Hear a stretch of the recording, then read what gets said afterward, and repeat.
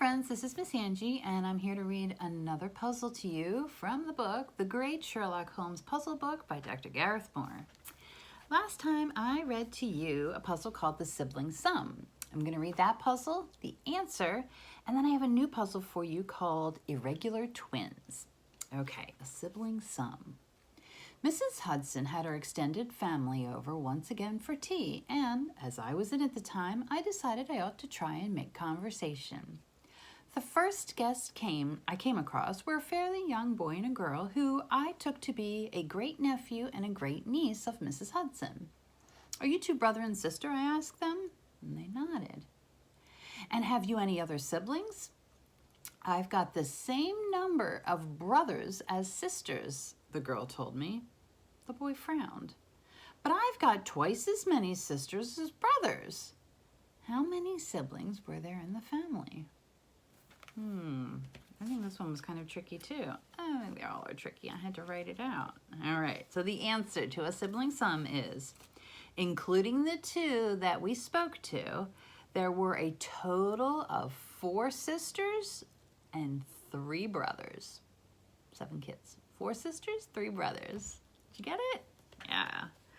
All right. Our next one is called Irregular Twins.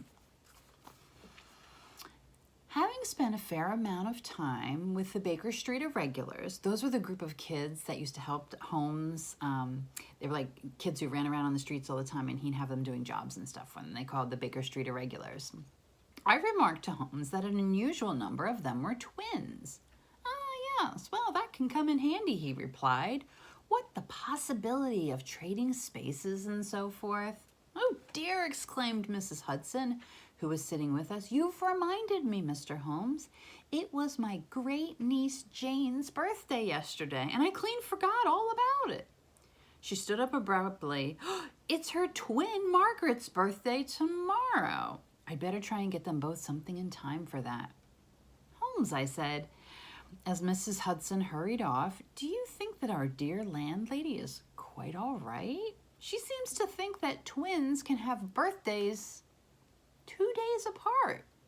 Twins have birthdays 2 days apart. "I have every confidence that Mrs. Hudson is perfectly sound of mind," Holmes reassured me. "But how could that be with one twin's birthday 2 days after the other?" Think about our calendars, how calendars can work.